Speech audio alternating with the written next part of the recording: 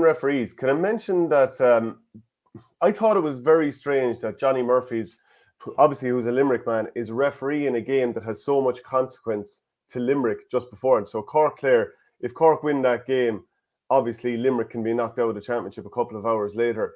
And any time he made any decision, there was one or two that I felt really went against Cork.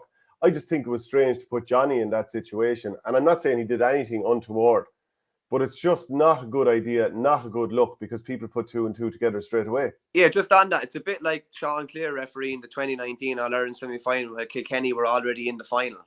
That's a bit strange as well. And just on Johnny Murphy, I think Johnny Murphy is probably the most improved referee in the country. I think he referees games completely differently now than he did a couple of years ago. But I'll just throw it over to you, Leo. That is an awkward spot to put him in. Yeah, without shadow of a doubt. But I just think that, as you said, I think Johnny Murphy is probably one of the top referees now in the GAA. I think other than the fact that Limerick have been in so many All-Irelands in the last 5 years, I think Johnny would have refereed in All-Ireland at this stage and well deserved so.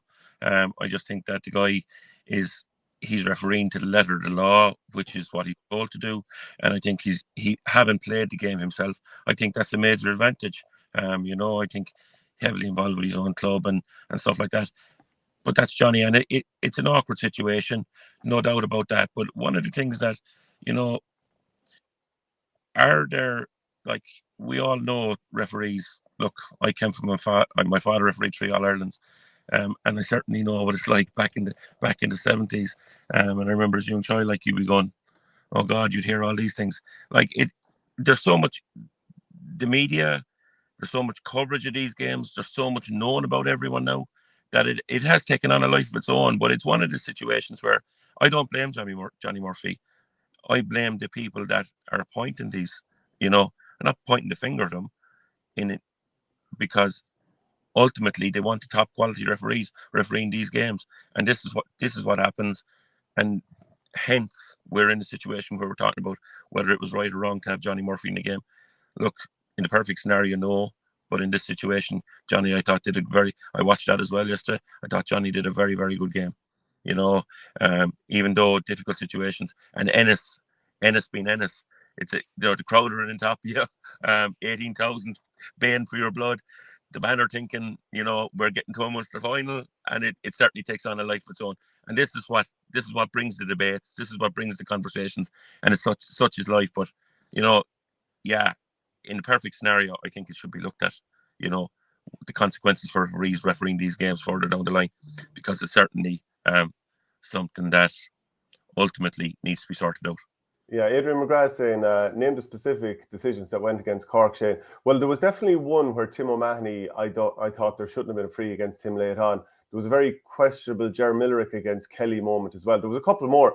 Like, I had no skin in the game for either team, really, but I did think a couple of times. You had no skin in the game, Shane. You hate them both. Yeah, I want them both to lose if they can at all. Were we impressed? Like, were you impressed by Clare overall? Like, obviously, you kind of mentioned earlier there was only a puck of a ball in it. Diarmuid Ryan, of course, getting the winner at the end. But have you been impressed with Clare overall, Leo? Absolutely. I just think that Clare have really pushed on from last year.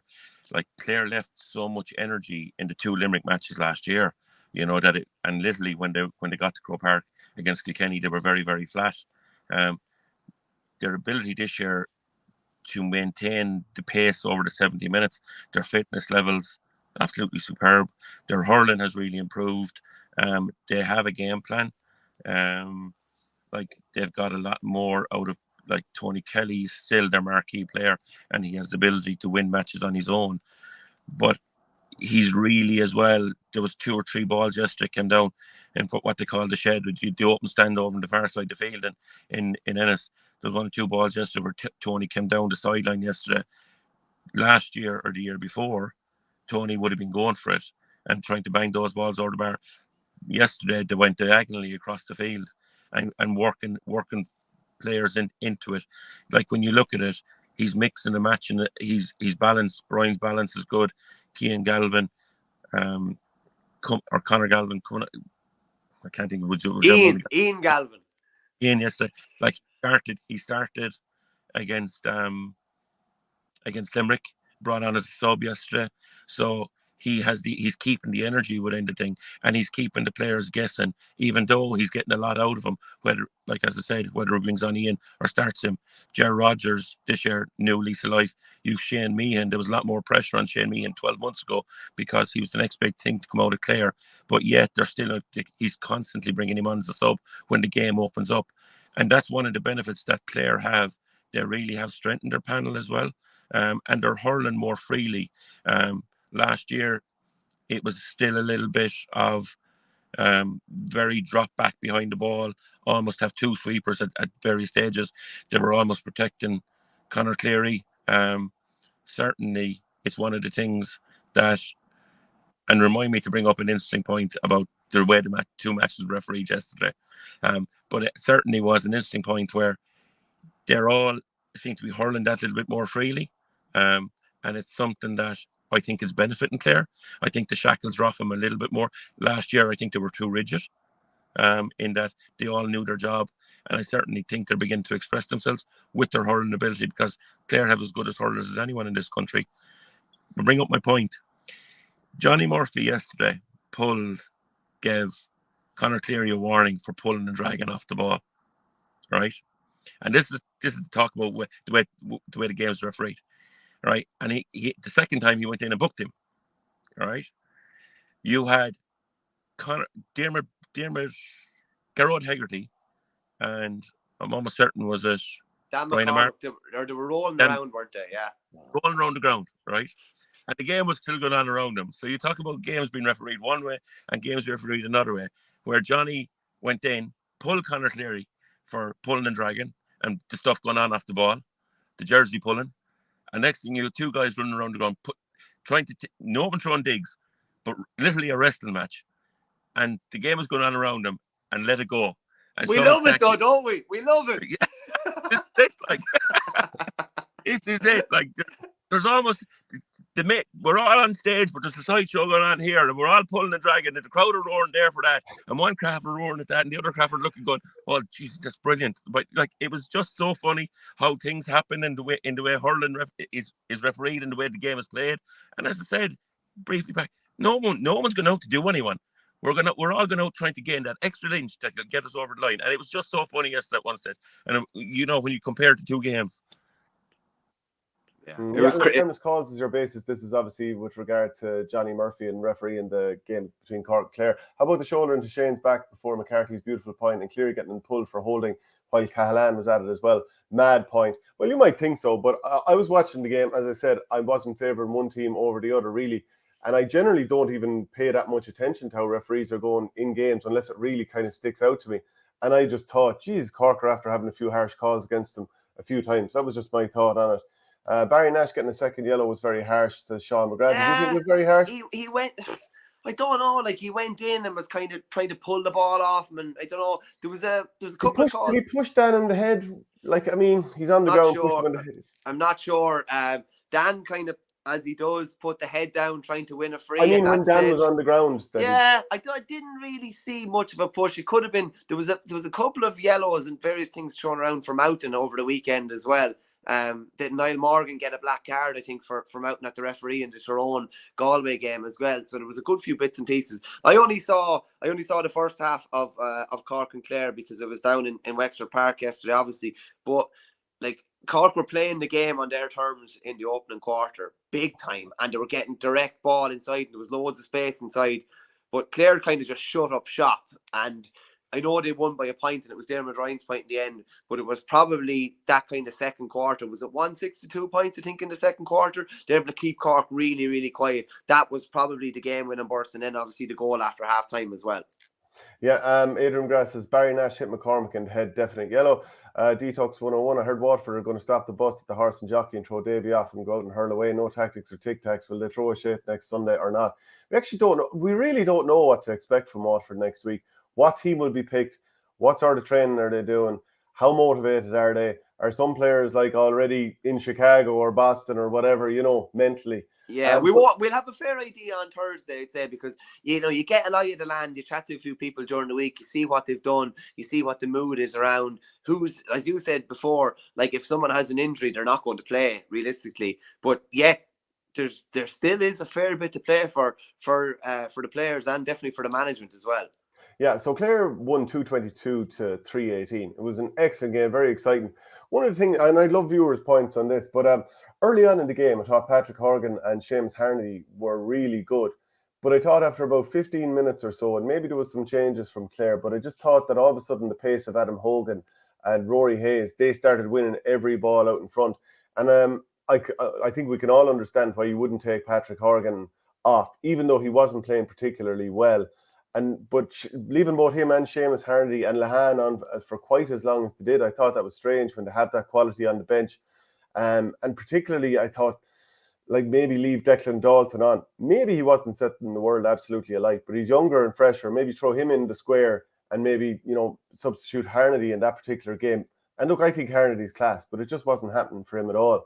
The other thing is we have to talk about Conor Cleary's injury because he was in huge pain.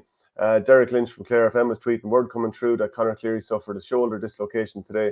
A sign of a lion-heartedness of the man is that he actually got hurt about 5 minutes before he went off, but carried on because Cork were on the attack.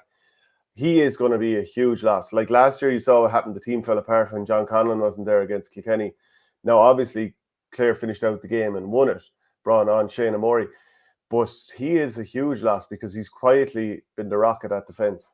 Yeah, when a fella is in big bother, and you just knew by looking at him because he's a very, very physical player, and I don't think I've ever really seen him down in a game before, so you knew he was in trouble. Shane Amori came in and did really well at stages, but I've said it to you before, it's one thing a lad coming in a game, who starts full back the next day? Do teams start going after a high ball into the edge of the square then from the off? Just on that as well, mentioned about Niall Mitchell's prowess in the air, like Peter Duggan, they just got ball into him. It was literally at stages in the first half, it was just, from what I saw, it was just get ball into him and balls would break off. And Tony Kelly got a goal obviously off him as well. But Clare are definitely going to have to rearrange the deck chairs. Like, is there another full back? Like, they're not gonna drop David McInerney back full back, are they? Realistically, like you put Paul Flanagan in there even. Yeah, but that's a cornerback going full back. Do you know what I mean? I know. Yeah, they did win an All Ireland with him there before, and I'm just looking at some of the other options that were on the bench. I just happen to have the programme from the tip match here. Keane Nolan, he's obviously not a particularly tall player. Aaron Fitzgerald, I don't know if he's played full back that much. Yeah, I mean, the options, there aren't a million and one options there in terms of who you play in the full back line, and maybe some of our commenters they give a suggestion there. Because it is a different story completely when you have to start the lad at the edge of the square and a team can maybe bombard them, or they went with kind of mobility, particularly in the two corners yesterday. And at different stages, it was almost kamikaze stuff in the first half there, where there was 40 or 50 yards in front of the full back line. But they seemed happy enough to kind of play that way.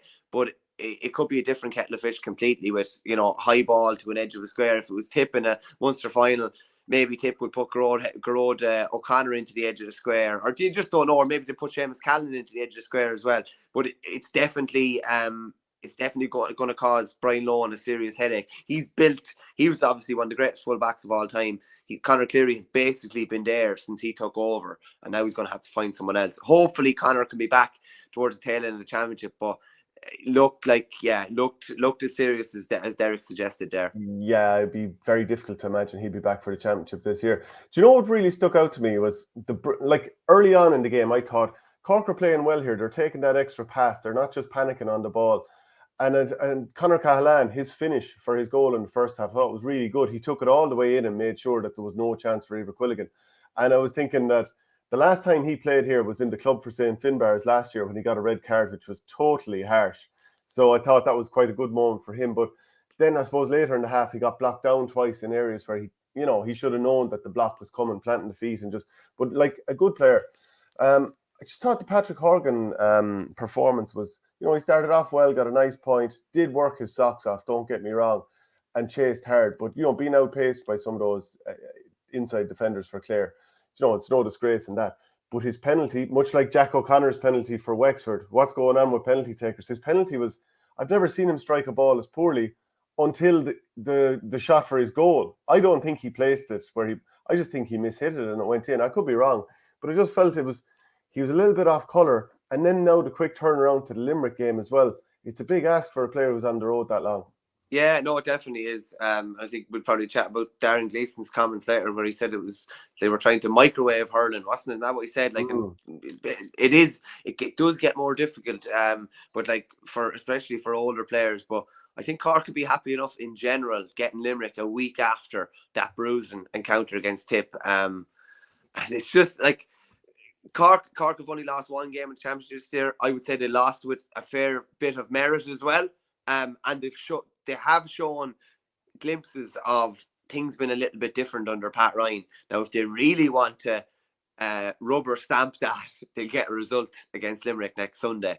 And wouldn't they be some dangerous prospect coming through that back door, were they to knock out the 4 in a row chasing All-Ireland champions along the way, having earned a draw against Tip that they probably didn't deserve, having nearly got something out of a game yesterday that they maybe didn't deserve either. So like, it's all teed up for an absolute cracker next Sunday. Yeah, to me now it's either going to be David McInerney slipping in fullback or Paul Flanagan, and I would say it's going to be McInerney. That's what I'd imagine will happen. Who goes wing back then? Well, they have options. I think it's easier to find wing back. Maybe Shane Murray wing back, maybe, yeah. It's always easier to find a wing back. Pao K says, do neutrals want to see Clare win in All-Ireland? Personally, can't warm to them, all their diving and simulation. I've heard of some incidents in the second half, didn't get to see them. I'll have to look at them back. There's probably been a couple of incidents. I'm not going to comment too much because I didn't see the incidents that are in question, but there were a few in other games that are unsavoury, to say the least.